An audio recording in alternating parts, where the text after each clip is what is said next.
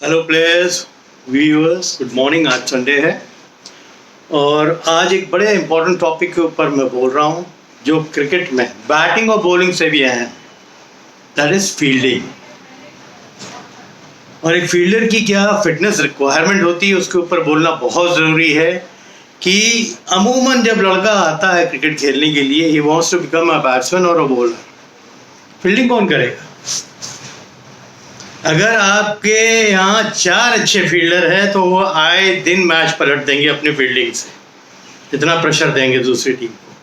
But अगर आप अच्छे बैट्समैन हैं बट ऐसे फील्डर हैं कि मैच में आप कम से कम 6-7 रन हर मैच में आप अमूमन पैर के नीचे देते हैं, आपकी रनिंग अच्छी नहीं है, तो आप टीम के लिए एक एसेट नहीं है। टीम के लिए आपको एक एसेट बनना है, बहुत ज़रूरी है। तो आज फील्डिंग की मैं क्या रिक्वायरमेंट है उसके ऊपर पहले बोलूँगा, फिर कुछ बातें और करूँगा। तो सबसे पहले तो होता है एजिलिटी इन ऑल डायरेक्शंस।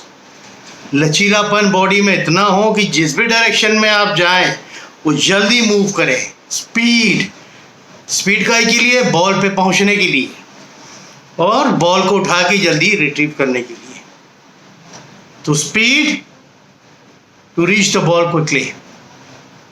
अगर स्पीड नहीं होगी, आप हल्के दौड़ने वाले हैं और मैं बैट्समैन हूँ और देख लिया कि आपकी अप्रोच जो है हल्की है, तो जहाँ 1 रन होगा वहाँ 2 रन दौड़ूंगा। तो फील्डिंग कितनी ज़रूरी है टीम के लिए, इसके लिए आज हम बात कर रहे हैं। दूसरा होता है strength and endurance in muscles of and upper back. आपकी स्ट्रेंथ है और आपका अपर बैक बहुत स्ट्रांग रहना, क्योंकि बड़ी बेंडिंग होती है इसमें। एब्डोमिनल मसल्स बहुत स्ट्रांग होने, क्योंकि आपको लंबा खड़ा होना, फील्डिंग में अलर्ट हर बॉल पे। एक अच्छा फील्डर वही है जो हर बॉल एक्सपेक्ट करे कि मेरे पास आ रही, तब तो आप अच्छे फील्डर हैं। बॉल आई और फिर आप मूव कर गए, you are late, you will always be late, आप हमेशा लेट होंगे। तो आपकी टेंडेंसी और मेंटालिटी रहनी चाहिए कि एक बार हम ग्राउंड में हैं, हम एक्सपेक्ट करें कि सब बॉल मेरे तरफ ही आने वाली है, तब हम अलर्ट। ये बहुत इंपॉर्टेंट है। कोचिंग के अंदर फील्डिंग अगर आपकी कमज़ोर है तो आप सर्वाइव ही नहीं कर सकते, आपकी टीम में ही जगह नहीं होगी। आज के टाइम पे, आज की टीम में देखिए, जडेजा को देखिए, विराट को देखिए, क्या टॉप क्लास। इवन जो फास्ट बॉलर्स हमारे टाइम पे थे और आज के डाइव करते हैं, बॉल रोकते हैं, उनकी फिटनेस लेवल बहुत ऊपर आ गई। अब यहाँ काम आता है वही बायो मैकेनिज्म, सब बताया गया है कि क्या करना है क्या नहीं करना है। वो नॉलेज जैसी उनको मिल गई वो अच्छा करने लगे। तीसरा आता आर्म एंड शोल्डर पावर। काय के लिए? Throwing and aerobic capacity, arms and shoulder power. बाकी तो टेक्निक है कि आप कैसे पकड़ेंगे, कैसे फॉलो थ्रू पे जाएंगे और थ्रो करेंगे, वो टेक्निक है, उसकी बात बाद में करेंगे। But arms and shoulder power आपको चाहिए थ्रोइंग के लिए और एरोबिक कैपेसिटी के लिए, यानी लंबा खड़े रहेंगे आप फील्डिंग में। आप अरे मिनिमम अगर लोकल मैचेस होता 40 ओवर्स 50 ओवर्स, कम नहीं होते, तो इतनी देर कॉन्सेंट्रेट करना हर बॉल के ऊपर। अच्छा फील्डर वही है जो कॉन्सेंट्रेट करे हर बॉल के ऊपर। और फिर आता है फ्लेक्सिबिलिटी एंड हैमस्ट्रिंग। फ्लेक्सिबिलिटी तो लचीलापन तो नहीं होना है, और हैमस्ट्रिंग क्या है? थाई के पीछे वाला जो मसल होता है। अगर आपका बॉडी वार्म्ड अप नहीं है और जल्दी से आपको झुकना पड़ा और ऑकवर्ड एंगल में झुकना पड़ा, तो सबसे पहले कहाँ खिंचता है? पीछे वाला हिस्सा खिंच जाता है, आप चल भी नहीं पाएंगे, इतनी तेज खिंचता है।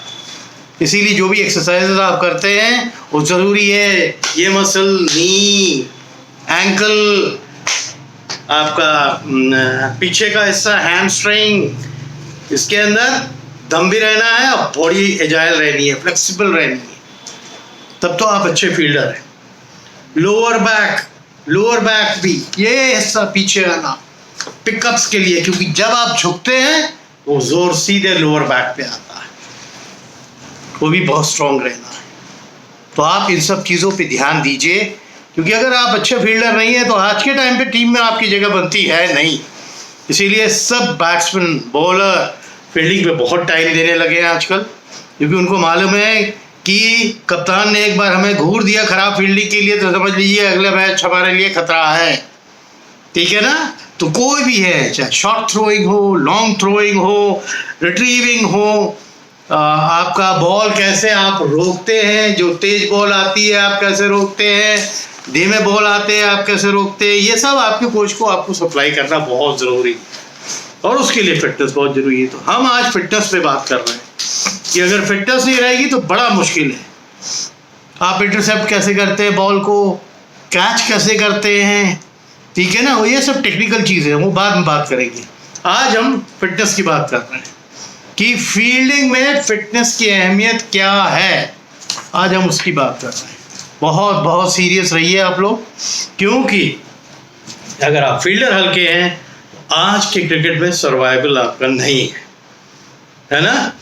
तो आज ये फील्डिंग के बारे में हो गया। अब जितने भी टॉपिक स्पेशलिटी में थे, चाहे वो विकेट कीपर हो, बैट्समैन हो, स्पिनर्स हो, मीडियम पेसर्स हो, फील्डर्स हो, क्या रिक्वायरमेंट है फिटनेस की, उस पर हमने पिछले 2-3 दिन में बात कर ली है।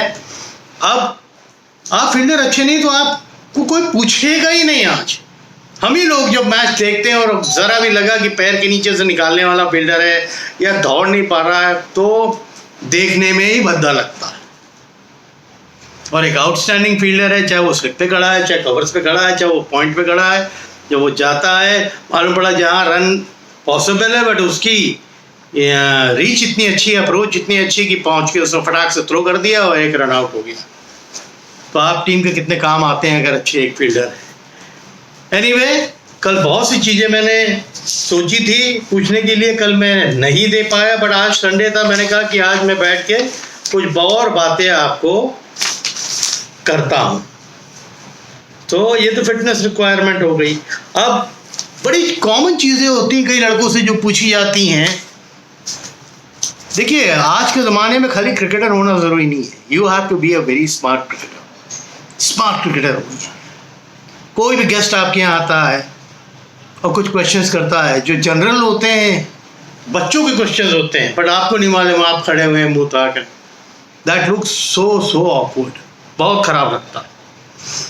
क्रिकेट की स्टंप की ऊंचाई कितनी होती है नहीं मालूम, कितनी होती है 28 इंच या 71.1 सेंटीमीटर्स। डिस्टेंस बिटवीन 3 स्टंप क्या होता है, ऑफ स्टंप से लेके लेग स्टंप 9 इंच। ये सब चीज़ आपको जुबानी याद रहनी चाहिए।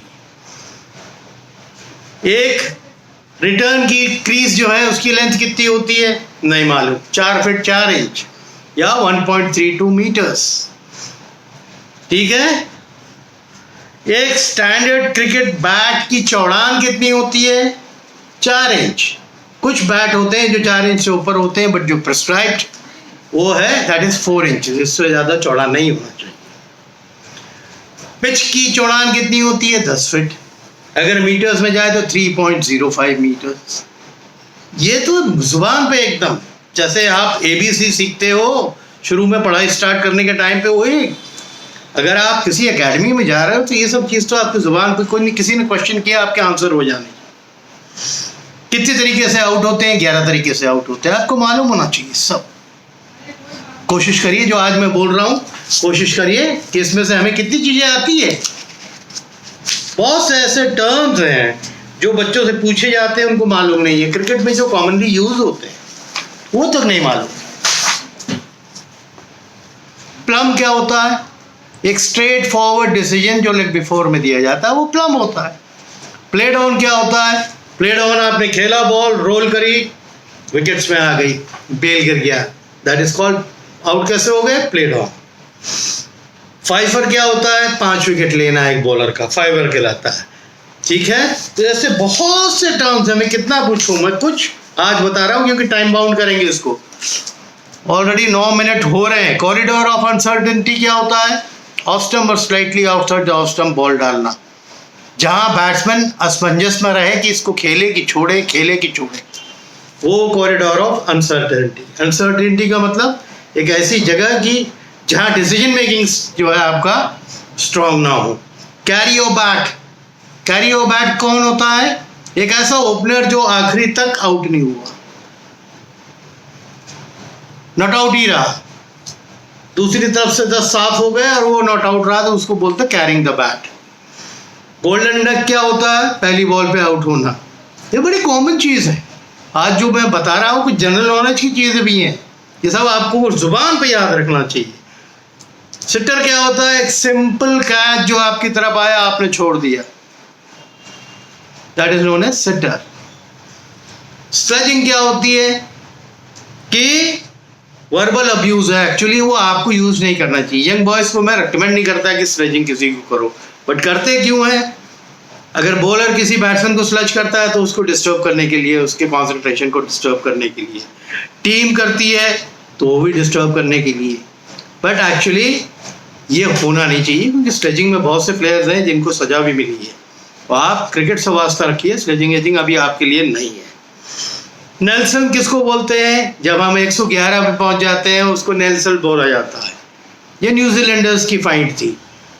कई जो 111 पे पहुंच जाते हैं कि भाई इज रीच नेल्सन, तो 111, ये टर्म्स बड़े कॉमन है, हम लोग को जुबान पर रटे हुए थे। हमारे ग्रुप में बहुत से ऐसे लड़के थे जिनको नहीं मालूम था। खाली बैट एंड बॉल गेम नहीं है ये, एक क्रिकेट एक एडुकेशन है। देखिए, मैं बहुत से गेम बहुत अच्छे लेवल पे खेलता था, जूनियर लेवल पे। क्रिकेट पे आने के बाद मेरे को ये समझ में आया कि इसके अंदर इतनी वैलिड रिक्वायरमेंट है कि अगर आप इस गेम के अंदर घुसे नहीं, ठीक से समझे नहीं, अपने दिमाग को आपने इस्तेमाल नहीं लगाया, तो ये गेम को आप पा नहीं पाएंगे। ये बहुत ज़रूरी है। तो आज के जो टॉपिक थे मैंने आपको बताया, नंबर 1 फील्डिंग, फिर कुछ जनरल नॉलेज के क्वेश्चंस और बहुत सी चीज़ें हैं जिस पे अब धीरे धीरे मैं बोलूँगा। हाँ, तो आज बहुत ज़्यादा इसको लंबा नहीं करते हैं। आज संडे है, आप लोग भी घर पे रहिए, सेफ रहिए, बड़ों की इज्जत करिए। हमारे यहाँ हमने जैसे बता दिया कि एकेडमी का ऑफिस तो खुल गया है, बट एकेडमी 1 जुलाई के बाद जो गवर्नमेंट के ऑर्डर्स हो जाएंगे, क्योंकि लखनऊ में पार्क खुलने का 14 तारीख से परमिशन आ गई, तो जब पार्क खुल जाएंगे तो ग्राउंड्स भी खुल जाएंगे जल्दी। इसीलिए जो नए बच्चे एडमिशन्स के लिए आ रहे हैं या उनके फ़ोन आते हैं, मैं उनको 1 जुलाई का ही तारीख दे, ठीक है? तो be safe, be at home और तगड़े से रहिए। Thank you.